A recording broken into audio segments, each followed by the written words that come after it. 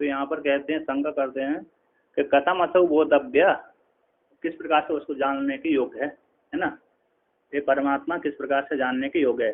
किम बा तद अवबोधे प्रयोजन, उसके जान लेने में क्या प्रयोजन सिद्ध होगा, है जानने के लिए, अबोध हो जाने में प्रयोजन क्या है, प्रयोजन है जानने के लिए प्रयोजन का, ब्रह्मा को जानने के लिए, उस ब्रह्म को आत्मा स्वरूप को जानने के लिए प्रयोजन क्या है। तो प्रयोजन किम प्रयोजनम, है ना, अथवा जिस प्रकार से जाना जाए, और जानने का क्या प्रयोजन सिद्ध होगा, जानने से क्या प्रयोजन सिद्ध होगा। ये जान लिया ठीक है, आत्मबोध जान लिया, आत्मज्ञान जान लिया, ब्रह्म को जान लिया, तो सिद्ध क्या होने वाला है। हाँ और तो यहाँ से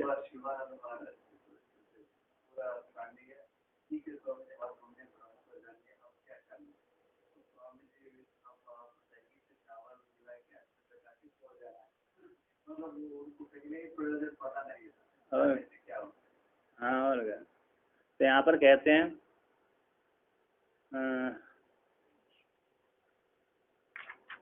इंद्रियाणाम पृथक भावम उदयास्ते मयौचायते पृथक उत्पद्यमानानाम मत्वा धीरो न सोचति। कहते हैं इंद्रियाणाम पृथक भावम उदय अस्तमय ही च यत, है ना, कहते हैं इंद्रियों का जो पृथक पृथक भाव है, ये तो जो पृथक पृथक पृथक भाव है, उदय और अस्त वाली है। इंद्रिय तो कैसी हैं, उत्पन्न होने वाली हैं और नष्ट होने वाली, जिसमें जाकर जिससे उत्पन्न होती है, जिसमें नष्ट होती हैं। और पृथक कहते पृथक पृथक, ये जो पृथक उत्पद्यमाना नाम, पृथक पृथक उत्पद्यमाना नाम, पृथक पृथक रूप से जो उत्पन्न होते हैं, ग्रहण करते हैं, विलक्षण होते, आत्मा से विलक्षण जो उत्पन्न होते रहते हैं, ऐसे जिसमें से जो उत्पन्न होती रहती हैं, जिस परमात्मा से जो उत्पन्न होती रहती हैं, है ना, सूत्र आदि इंद्रिय है ना, आत्मा से विलक्षण पृथक भाव को प्राप्त होती हैं। जो इंद्रिय आदि हैं पृथक उत्पद्यमाना नाम, जो उत्पन्न होने वाली इंद्रिय है, और परमात्मा से आत्मा से पृथक पृथक भाव को प्राप्त होती रहती हैं, इससे होती हैं, विलक्षण है और उत्पन्न और नाश होने वाली हैं।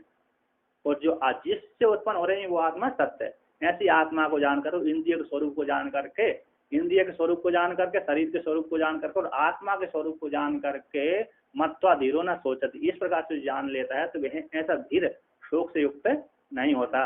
अर्थात इंद्रिय शरीर आदि तो उत्पन्न होने वाले हैं, और जिससे उत्पन्न होने वाले हैं उससे वो उत्पन्न नहीं होता, जिससे जो उत्पन्न होने वाले उत्पन्न नहीं होता, वो तो सत्य रहता है। ऐसे इस प्रकार से जान करके व्यक्ति शोक और दुख से, सुख से और दुख से लिपायमान नहीं होता, शोषित नहीं करता।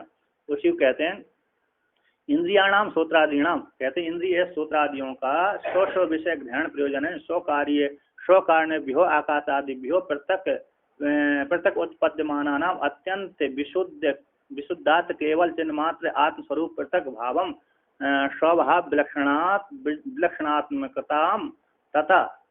कहते हैं इंद्रियों का, जो इंद्रिय श्रोत्रादि हैं, अपने अपने विषय ग्रहण रूप प्रयोजन से, अपने जो पांचों ज्ञान इंद्रिय हैं अपने अपने विषय ग्रहण करती हैं, है ना, पांच ज्ञान इंद्रिय, पांच कर्म इंद्रिय आदि, तो जो सूत्र जो ज्ञान इंद्रिय अपने अपने विषय ग्रहण करती हैं, तो 100 विषय ग्रहण रूप प्रयोजन के द्वारा अपने 100 कारणों से, 100 उन पांच इंद्रियों के जो कारण है, पांचों ज्ञान इंद्रिय के जो कारण है, ऐसे आकाश आदि पांच भूतों से पृथक उत्पद्यमाना नाम इंद्रियाणाम पृथक पृथक रूप से उत्पन्न होती हैं।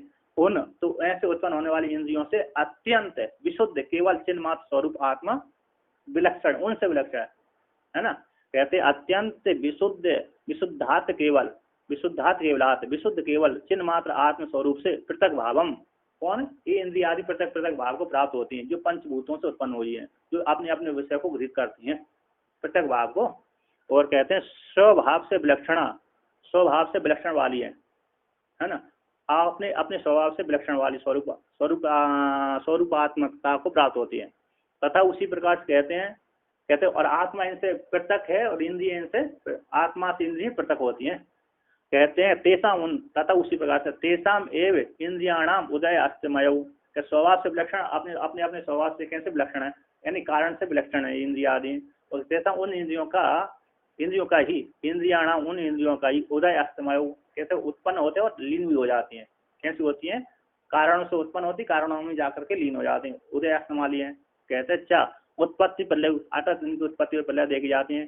जागृत स्वप्न अवस्था अपेक्षया, कहते हैं जागृत स्वप्न, जागृत है स्वाप अवस्था अपेक्षया, जागृत और स्वप्न की अपेक्षा से उदय अस्त होते हैं। सुसुप्ति में जाते ही कैसे हो जाते हैं, सारी इंद्रिय लीन हो जाते हैं। और जागृत तो स्वप्न में, तो जागृत में आकर के प्रकट हो जाते हैं। स्वप्न में आकर के इंद्रिया तो नहीं रहती, अंतःकरण रहता है।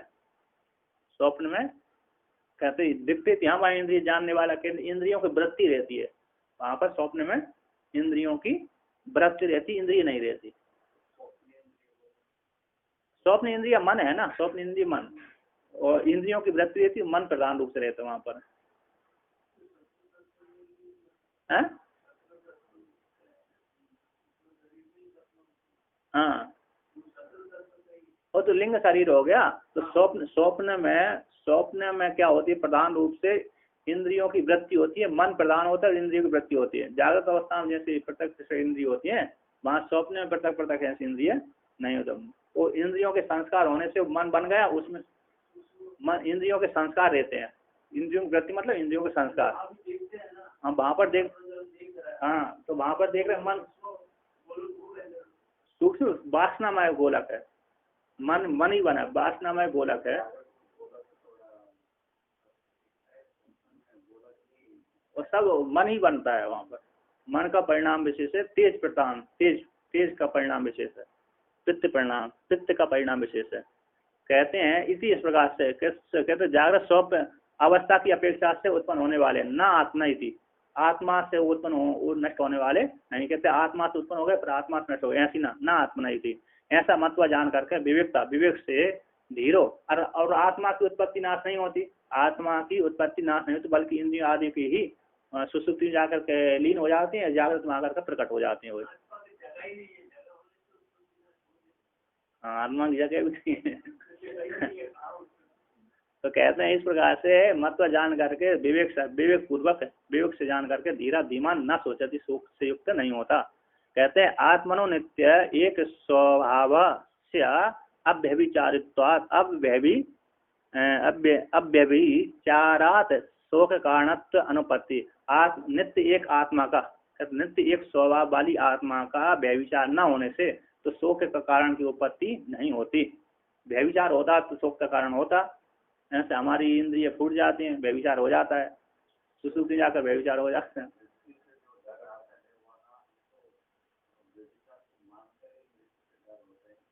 हाँ तो उसमें शरीर को आत्मा मान कर डर होता है ना, कि आत्मा को मान करके डर होता है शरीर को। इसलिए तो जो उपासक होते हैं ना, तो वो डर जाते हैं। कहते हैं दो तीन भयम पश्यन्ति, द्वितीय भयम अस्ति, ये तो होता है। और दूसरा वहाँ पर मांडू कारिकाओं का है दो तीन भयम पश्यति, द्वैती लोग भय देखते हैं किससे, अद्वैत से। अद्वैतात द्वैतीनम भयम पश्यन्ति, भय को देखते हैं। पश्यति, द्वैती लोग भय को देखते हैं अद्वैत से। कहते हैं यदि मैं अद्वैत में लीन होगा तो मेरा अस्तित्व समाप्त हो जाएगा,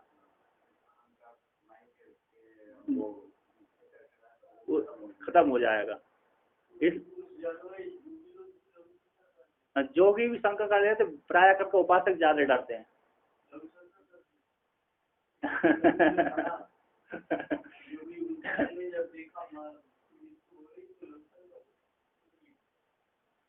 विवेकानंद जी डर ही गए थे इसी में। विवेकानंद रामदेव और हमारे ने उन्होंने कहा ले मैं तुमको शक्तिपात कर रहे थे। तो डर गए, उन्होंने कहा ठीक नहीं है अभी। शक्तिपात तो उनको निर्विकल्प समाधि में ले जा रहे थे। अब वहां पर देखा मेरे स्वरूप में सारा लीन हो रहा है, सारी पृथ्वी पहाड़ आदि सारे मुझ में लीन आ रहा है। मैं डर ये सब उसमें ही आकर के होते। तो उसको देख कर वो डर गया। तो उन्होंने कहा अभी नहीं, छोड़ो, बजाओ। तो उन्होंने कहा अभी योग्यता नहीं बनी, कुछ बाद में देखेंगे। तो क्या नहीं, बाद में भी शक्ति उन्होंने नहीं जीती, फिर बाद में शक्ति थोड़ी देर, बाद में फिर चालू हो जाती। जैसे लाठी महाशय को अवतार बाबा ने एक बार शक्ति प्रदान कर दी, वो अपने आप चलता रहता है।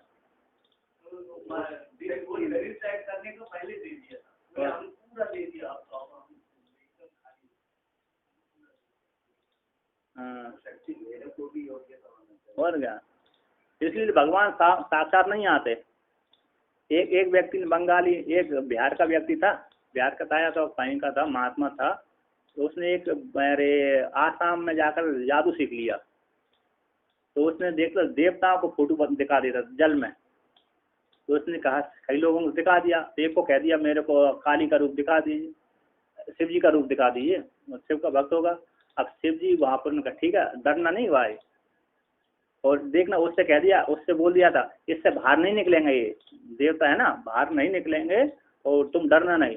उनका ठीक है दिखा दो, नहीं डरूंगा। तो उसने पानी रखा, पानी में उसने मंत्र फूंक दिया। अब वहाँ पर शिव जी का इतना भयंकर रूप सामने प्रकट हो गया, बड़ा बड़ा सर पर लपलपा रहा है, वो आ रहा है और उसको ऐसे देख कर मानो मेरे को खाने आ रहा है। तो देख बचाओ बचाओ बचाओ भाग गए वहाँ से। और एक को कहा कि, एक ने कहा कि मेरे काली को बताओ, दर्शन कराओ। अब शेर के ऊपर आई वो, उसको देख करके वो बेहोश हो गया। ऐसा ही होता, उसने कहा इसमें इसमें पानी से बाहर नहीं निकलेगा, दिख रहा है, दिखना वहाँ हो रहा है। हाँ, स्वप्न में तो ये हो जाता है। कहते हैं श्रुति अंतर में कहते हैं तरती शोकम आत्मवेत, आत्म शोक शोक से पार हो जाते हैं, ऐसा वर्णन किया। अब आगे कहते हैं यस्मात, अरे जिस हेतु से है ना, यस्मात आत्मना इंद्रियाणाम पृथक भावम उक्ता, जिस हेतु से जिस आत्मा से इंद्रियों का पृथक भाव कहा गया, न तो भर अधिगंतव्यम, वह आत्मा भार रूप से जानने योग्य नहीं है ना।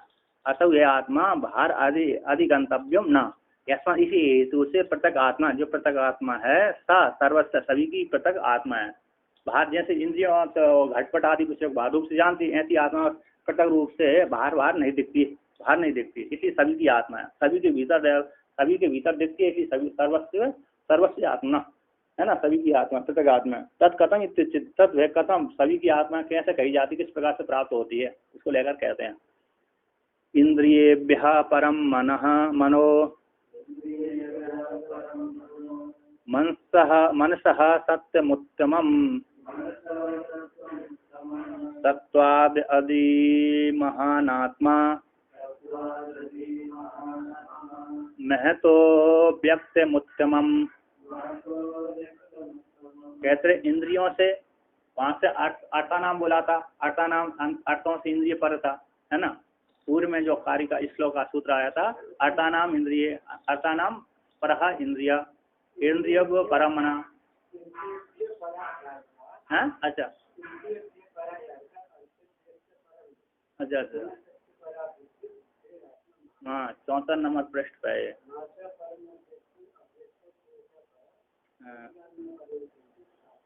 वाह, आपने कंटेस्ट कर लिया। इंद्रिय ब्याह परा यार्ता, अर्थ व्यस्य परम मना, है ना।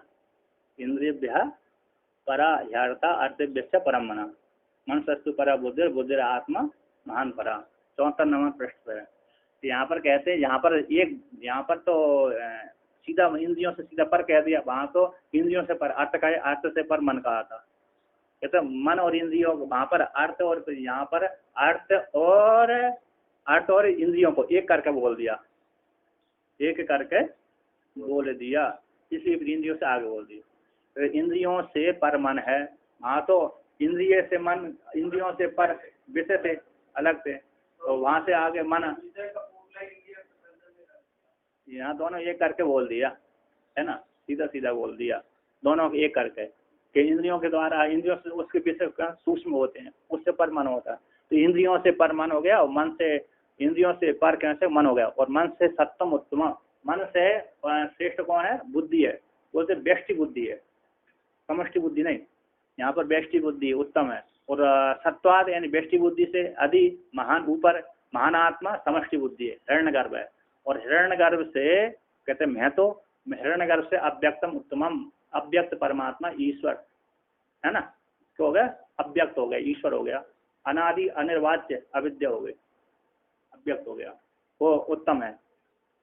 टीकाकार कहते हैं यहाँ पर, भगवान भास्कर कहते हैं, हाँ टीकाकार कहते हैं कहते हैं उक्त, तो इंद्रियभ्य परम मन इत्यादि, इंद्रियों से पर मन इत्यादि अर्थानाम। कहते इंद्रियभ्य परा यार्थ इति पूर्वमुक्तम, इंद्रियों से पर अर्थ है ऐसा पूर्व में कहा गया। यहाँ तो अर्थानाम आग्रहणात्, यहाँ तो अर्थों का ग्रहण ही नहीं किया। तो सर्व प्रत्यक आत्मत्व, तो सर्व प्रत्यक आत्मत्व न संभव होती, सभी की प्रत्यक आत्मा कैसे होगी, सभी की प्रत्यक आत्मा कैसे होगी। अरे आत्मा को ग्रहण ही नहीं किया, यहाँ तो सीधा इंद्रियों से क्या बोल दिया, मन बोल दिया। अब वहाँ तो इंद्रियों से पर क्या बोला था, अर्थ बोला था, अर्थ से पर मन बोला था। तो यहाँ पर आत्माओं का ग्रहण न होने से सभी की प्रत्येक आत्मा वो आत्मा नहीं हो सकती, ऐसी प्राप्ति जान न संभव। इसी आशंका को लेकर के अर्थानाम यह कहते, अर्थानाम यह इंद्रिय समान जातीयत्वात् इंद्रिय ग्रहणन एव ग्रहणम। कैसे अर्थों का यहाँ पर इस प्रकरण में है ना, तृतीय बल्ली में अर्थों का यहाँ पर समान जातित्व गृहीत हो जाने, समान जाति वाले होने से है ना, भेद न अभेद करके बोल दिया। कैसे समान जाति वाले हैं, अभेद करके समान जाति होने से इंद्रिय ग्रहण से ही उनका ग्रहण, अर्थों का ग्रहण हो जाता है। कुंडुक्ति दोष से यदि बोल भी कुंडुक्ति दोष से हो भी गए ना, तो आत्मा बड़ी सूक्ष्म होती है, बार बार उसको बताया जाता है कि नहीं, अनेक दृष्टांतों से। यदि आप वहाँ कुंडुक्ति दोष से आ रही है ना, तो सूक्ष्म गुड़ जो सूक्ष्म वस्तु होती बड़ी गुड़ है जानना। हाँ बार बार, क्योंकि दुर्लभ है और बुद्धि में नहीं बैठ पाती, इसलिए विशेष उदाहरण के द्वारा समझाए। इसलिए श्वेत केतु को भी तो कुंडुक्ति दोष आ रहा, 9 बार बोल दिया। तो आत्मा बड़ी सूक्ष्म है, बुद्धि में आरोहण नहीं हो पाती, इसलिए बार बार उसको बोध कराया, अनेक दृष्टांतों लेकर को बोध कराया। तो यहाँ पर कहते हैं तो पूर्वम अन्यत, पूर्व के समान अन्यत है ना, पूर्व के समान ये जो आर्य सारे पूर्व के समान जाने अन्य। तो सत्य शब्द यहाँ पर शब्द से बुद्धि, यहाँ सत्य शब्द से क्या बोला, यहाँ पर बुद्धि ग्रहण कर लेना चाहिए। अब यहाँ पर कहते हैं अव्यक्तात्तु परः पुरुषो व्यापको लिंग एव च यम ज्ञात्वा मुच्यते जंतुर अमृतत्वं च गच्छति। कहते हैं अव्यक्तात्, और अव्यक्त से, प्रकृति से, माया से पर पुरुष कहलाता है, श्रेष्ठ पर यानी श्रेष्ठ पुरुष है, व्यापक है। और न तस्य प्रतिमा अस्ति, ऐसा उसमें श्वेताश्वतर उपनिषद में आया है, उसकी कोई लिंग नहीं है। तो आलिंग एव च, आलिंग लिंग से रहित है, वो चिन्ह से रहित। जैसे आकाश में पक्षी का चिन्ह नहीं दिखता, आकाश में जब पक्षी उड़ता है तो उसका चिन्ह नहीं दिखता, उसी प्रकार एक पुरुष रूप जो ब्रह्म है, असंग एवं पुरुष है पुरुष भी आकाश के समान सूक्ष्म है, आकाश समान व्यापक है और अवयवों से रहित है, उसका कोई चिन्ह नहीं है। जैसे जल में मछली घूमती है, तो जल में मछली घूमती है तो उसका कोई चिन्ह नहीं पड़ता कि यहाँ से गई है मछली, है ना। और आकाश में पक्षी उड़ता तो उसका कोई चिन्ह नहीं पड़ता। तो जिसको मानकर के यहाँ पर वहाँ पर जा सकते हैं। तो यहाँ से उस प्रकार परमात्मा कैसा लिंग से रहता है, ऐसे परमात्मा को, व्यापक परमात्मा को जान करके, ज्ञात जान करके मुच्यते, जंतु मुक्त हो जाता है, अमृतत्वं च गच्छति, और अमृत को भी प्राप्त हो जाता है, अमृत स्वरूप यहीं पर हो जाता है। वहाँ पर सांख्य कारिका में कहा पुरुष सा काष्ठा सा परगति, सा काष्ठा सा, ये तो कहीं इसी है। वहाँ पर अरे मतलब क्या कौन सा है, मूल प्रकृति व विकृति, मूल प्रकृति विकृति, मूल प्रकृति विकृति, महद आदि प्रकृति विकृतया षोडश कस्तु विकारा न प्रकृति न विकृति पुरुषः, ना तो किसी की प्रकृति ना विकृति, पुरुष कहलाता है ना।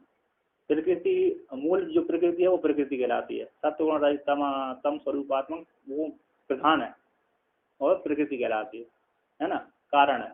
उसकी विकृति कौन है, महातत्व है, समष्टि बुद्धि हो गई। उसकी विकृति कौन हो गई, अहंकार हो गया। तो अहंकार की विकृति पंच तन्मात्रा हो गए, वो पंच तन्मात्रा और अहंकार से ही पंच तन्मात्रा और जो सारी ज्ञान इंद्रिय, कर्म इंद्रिय और एक मन उत्पन्न होता है, और पंच भूत उत्पन्न होते हैं, स्थूल भूत। बोलते प्राण को नहीं मानते, पंच प्राण को नहीं मानते सांख्यवादी वाले, सांख्य मत वाले पंच प्राण को स्वतंत्र पदार्थ नहीं मानते। ये हो गया 16। 5 ज्ञानेंद्रिय, 5 कर्मेंद्रिय, पंचभूत और एक मन, ये 16 मन को इंद्रिय मानते हैं, तो उत्पन्न होते हैं। ये विकृति होती है। वो पुरुष ना विकृति होता है ना विकृति होता है। यहाँ पर कहते हैं पुरुष से कोई बड़ा होगा नहीं, यदि पुरुष से भी आगे मानेंगे तो अनवस्था दोष आ जाएगी। क्या हो जाएगी? अनवस्था दोष आ जाए। तो ये परमात्मा जान करके मुक्त हो जाते हैं। तो यहाँ पर कहते हैं अलिंग, हाँ मूल में कहते हैं यहाँ पर कहते हैं अव्यक्तात्, अव्यक्त रूप प्राग अविद्या ईश्वर से परा पुरुषो, जो परा पुरुष व्यापक है, व्यापकस्यापि आकाश आदि, कहते जो व्यापक आकाश आदि है, ऐसे आकाश आदि संपूर्ण आकाश आदि का भी कारण होने से, आकाश सबसे ज्यादा सबसे बड़ा कौन है? आकाश है, उसका भी ये कारण है। तस्मात् व एतस्मात् आत्मना आकाश सम्भूता, उस इस परमात्मा से आकाश आदि भूतों पंचभूतों की उत्पत्ति हुई। तो व्यापक स्वरूप जो आकाश है उसका भी कारण है, सभी का कारण होने से परमात्मा व्यापक है। कहते हैं अलिंग, अलिंग को टीकाकार कहते हैं बुद्धि सुख दुखादि शास्त्रीय गुणत्वात् रूपादिवत वैशेषिका अनुमिनीते। कहते बुद्धि है, सुख है, दुख है, इच्छा द्वेष प्रयत्न धर्म ये आत्मा के 8 गुण विशेष मानते हैं। 16 गुण मानते हैं किंतु 8 विशेष गुण है। तो ये आत्मा कैसी गुण वाली है? आत्मा कैसी? गुण का आश्रय वाली थी, गुण वाली है। गुणत्व होने से शास्त्र वाले ना अधिष्ठान वाली है, गुणों के आश्रय वाली है ना, गुण वाली है। अतः आत्मा में गुण विद्यमान रहते हैं। तो वो कैसे गुण होने से वो इसमें विद्यमान होते, तो संयोग से उसका भी गीत हो गया, वो भी गुणत्व आ गई। संयोग वाली, संयोग रूप गुण से वो आत्मा में गुण वाली हो जाएगी। फिर बुद्धि सुख आदि शास्त्र वाले हैं, बुद्धि सुख आदि कैसे? शास्त्र वाले हैं गुणत्व होने से रूप आदि वक्त। जैसे रूप आदि, जैसे रूप किस में रहता है? घट में रहता है। जैसे रूप किस में रहता है? घट में। घट से अलग रूप नहीं दिख सकता। जैसे घट में रूप रहता है, रूपत्व जाति और रूप उस घट में रहता है, उसी प्रकार आत्मा में जो सुख दुख आदि सारे आत्मा में रहते हैं।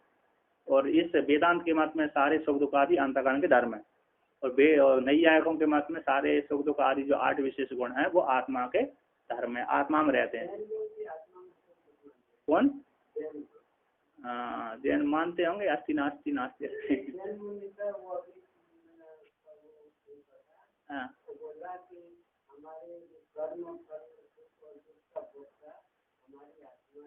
हाँ तो मानते हैं।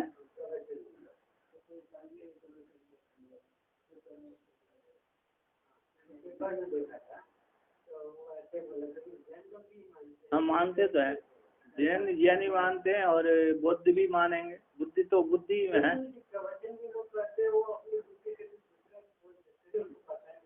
हाँ बुद्धि से वेदांत का भी तो लेते हैं, वो वेदांत का भी लेते हैं, कुछ वेदांत को भेद कर लेते हैं। गीता पढ़ते हैं, वो अभी गीता पढ़ते हैं, उपनिषद आदि।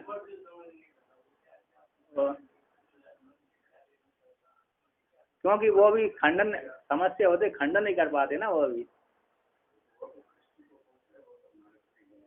खंडन नहीं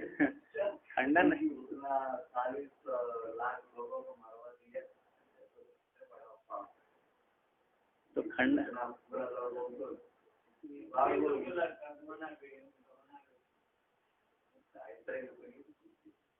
तो यहाँ पर कहते हैं सुख दुख आदि कहते शास्त्र वाले हैं गुणत्व होने से रूपाधिवाद। जैसे घट में रूप रहता है, पट में रूप रहता है, उसी प्रकार आत्मा भी गुण वाली है। आत्मा भी कैसी है? गुण वाली है। तो गुण वाली होने के कारण है, जैसे रूप घट में रूप रहता है उसी प्रकार आत्मा में गुण रहते हैं। इति वैशेषिक का अनुमान, वैशेषिक लोग है ना, अनुमान करते हैं, जानते हैं। तद असर वो ठीक नहीं है। नहीं वो उसका उर्दू नहीं, वो सालिग्राम शिला रखते हैं उसमें।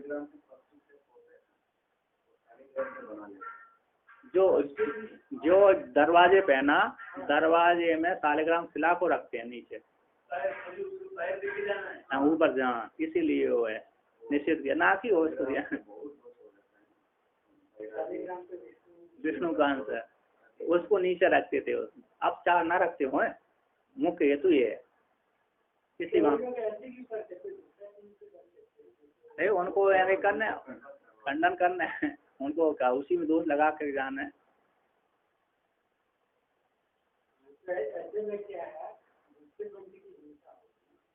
तो इंसाफ क्या हो? नहीं, उनको देखो, एक पुराण की कथा बता रहा हूँ। वो एक दक्षिण भारत में जैनों का वो था, राज्य था दक्षिण भारत में, कर्नाटक में कहीं वो। तो कर्नाटक आदि दक्षिण भारत में था। उसने वहाँ के राजा ने बोले, जो कोई भी यदि देवता की पूजा करेगा उसको मृत्यु दंड देंगे। शिव विष्णु राम आदि सबकी पूजा बंद कर दी वहाँ के लोगों ने, तोड़ दिए थे। हाँ, तो वहाँ पर एक हिंदू भी रहते थे, तो कोई पूजा करना बंद कर दी। एक के मन में शिव जी की भक्ति उत्पन्न हो गई। उसने कहा कि कैसे करें। तो उसकी एक बहन थी, छोटी बहन थी। उसने कहा, छोटी है तो जो भी होगी, कोई भी हो बहन, उसने कहा तुम शिव जी की पूजा करो। कहा शिव जी की पूजा करो। महादेव, तुम क्या करो, फूल आदि मत चढ़ाना, शिव जी को पत्थर रखना, वहाँ पर कंकड़ मारते रहना। किसको? शिव जी के ऊपर कंकड़। तो कंकड़ मारते रहना, तो कंकड़ में ये भावना करे मैं फूल चढ़ा रहा हूँ, तो ऐसी भावना करना। तो लोग बागों ने देखे ये शिव जी का भक्त है, जैनों के उन्होंने सैनिकों ने, जैनों ने, तो उसको अरे उससे पकड़ा। कहा कि तुम क्या कर रहे हो, पूजा कर रहे हो शिव जी की? मैंने कहा मैं सामने आप कंकड़ मार रहा हूँ। क्या मार रहा हूँ? कंकड़ मार रहा हूँ, कहाँ पूजा कर रहा हूँ। तो यहाँ से उसको पूजा, कंकड़ में फूल की दृष्टि करके वो पूजा करी, उसकी पूजा परिपक्व हो गई, शिव जी प्रकट हो गए। कैसे हो गए? वहाँ पर शिव जी प्रकट हो गए थे। भगवान भास्कर ने शिवानंद लहरी में उसका व्याख्यान किया है, उस पुराण की कथा को। हाँ,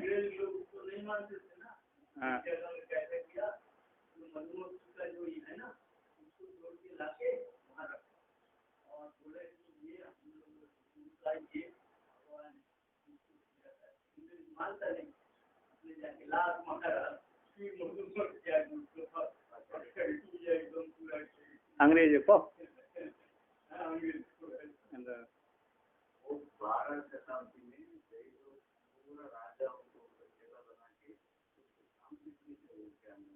तांत्रिक शब्द रहते हैं।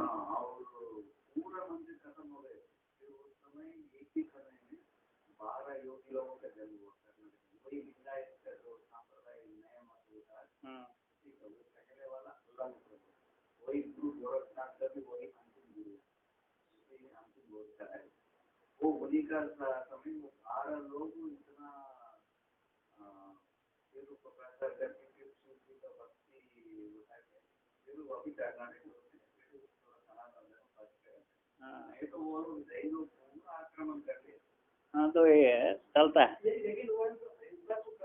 उससे का आंसर, लेकिन हमारे मत को प्रचार करना मत तो प्रचार करते हैं। तो यहाँ पर और क्या, तो यहाँ पर कहते हैं तद ऐसा तो ठीक नहीं है, आत्मा में जो गुण मानना वो ठीक नहीं है। शायद कहते शास्त्रत्व है ना, सा आश्रित्व मात्र साधन है, सिद्ध साधनत्व मनुष्य एवं। कहते शास्त्रत्व साधन मात्र में, सा आश्रित्व आश्रय वाला है ना, गुण आश्रय वाले है, तो शास्त्रत्व जो मात्र, सा आश्रित्व मात्र साधन में सिद्ध साधनत्व होने से अर्थात मन का ही, मन के ही ये होते हैं सिद्ध साधन है। सिद्ध साधन वाला कौन? मन। अर्थात मन में, आत्मा में वो नहीं होते। मन आत्मा में कल्पित है। मन किसमें है? आत्मा में कल्पित है। तो जो सुख दुख आदि हैं कैसे है? आत्मा में होते हैं। सुख दुख आदि होते हैं वो वेदांत के मत में अंतःकरण के धर्म है। किसके धर्म है? अंतःकरण के धर्म है, ना कि आत्मा के धर्म है। तो शास्त्रत्व सा आश्रित्व मात्र साधन में तो सिद्ध साधन होने से कैसा है कि तो सिद्ध साधन मतलब किसके धर्म है? ये तो मन के धर्म है। मनसा एवं कामादि गुणवत्तम है ना, मनसा कहते मन का ही कामादि गुणवत्व श्रवणात् होने से, कामादि जो कामादि है ना, गुणवत्व गुणत्व जो सिद्ध साधन साधन शास्त्र सिद्ध गुणत्व रूप जो हेतु दिया था ना, तो शास्त्रत्व को लेकर के शास्त्रत्व सिद्धि करने के लिए गुणत्व रूप हेतु दिया था। और गुणत्व आश्रित कौन है? मन के धर्म है। वेदांत के मत में मन के धर्म है और सिद्ध साधन वाला हेतु होने से, और शास्त्र आश्रित्व मात्र सिद्धि में साधन की, तो सिद्ध उसकी सिद्धि में सा आश्रित्व मात्र सिद्धि में तो सिद्ध साधन होने से गुणत्व रूप जो साधन दिया है वो तो मन का, मन में रहते हैं सारे गुण। सुख दुख आदि कैसे मन के धर्म होते हैं, तो मन में ही काम आदि गुणों से श्रवण होने से आत्मा कहते आत्मा आश्रित कल्पना से, और आत्मा आश्रय की कल्पना में तो कहते आत्मा आश्रय कल्पना में तो निर्गुण है, निर्गुणत्व शास्त्र विरुद्धत्वात् है। आत्मा में आश्रित मानेंगे, अर्थात गुण सुख दुख आदि धर्म आत्मा के आश्रित, आत्मा में रहते हैं, आत्मा को आश्रित करके रहते हैं। तो जो निर्गुण आदि शास्त्र का निर्गुण आत्मा को कैसे वर्णना है किया, निर्गुण है, निराकार है, निरवय है, ऐसे जो निर्गुणत्व शास्त्र के साथ विरोध हो जाएगा, है ना। असंगो एवं पुरुषा इस श्रुति के साथ विरोध हो जाएगा।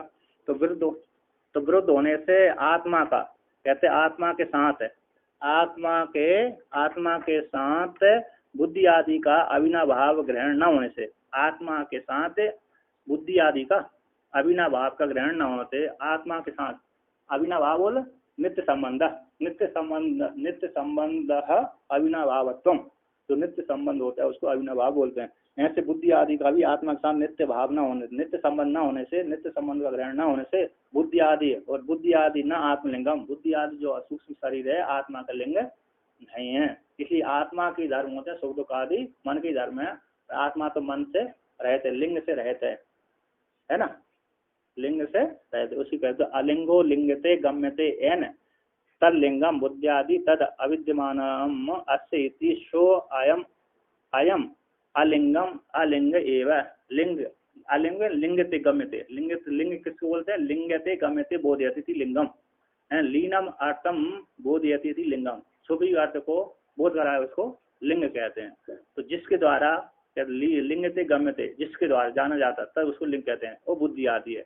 तद वह अविद्यमानम, तद वह बुद्धि आदि जिसमें विद्यमान नहीं है, अर्थ इसका उसको कहते हैं सो अयम अलिंग, जिसमें विद्यमान नहीं है, जिसके नहीं है, ये बुद्धि आदि धर्म जिसके नहीं है उसको बोलते हैं अलिंग। ऐसा अलिंग ही आत्मा, ऐसी अलिंग आत्मा है क्या सर्व संसार धर्म वर्जित है, लिंग से रहता आत्मा संपूर्ण धर्म के, संपूर्ण संसार के धर्म से रहता है।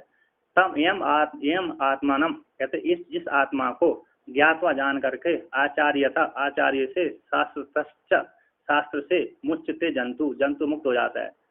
अविद्या आदि कहते हैं, अविद्या आदि हृदय ग्रंथि भीर जीवन एवं, अविद्या आदि ग्रंथियों से रहित होकर के जीवन एवं पतितो, कहते जीता हुआ ही पतित शरीरे अमृतत्व च गच्छति, कहते जीवन मुक्त होकर विषण करता है और शरीर के गिर जाने पर अमृत को प्राप्त हो जाता है, विधेय केवल की प्राप्त हो जाती है ना।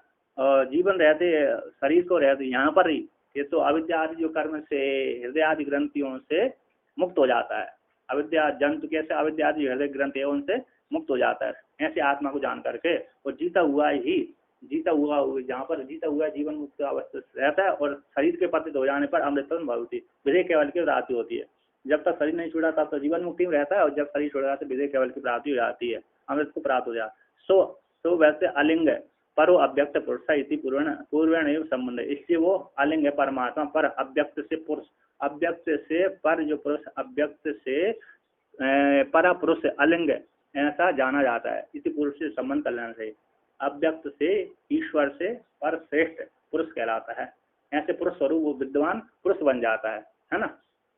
जो जानने वाला साधक क्या हो जाता है, ब्रह्म रूप से, पहले से ब्रह्म था बाद में ब्रह्म हो जाता है।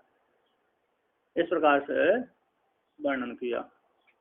कहते हैं रे कथम है ना,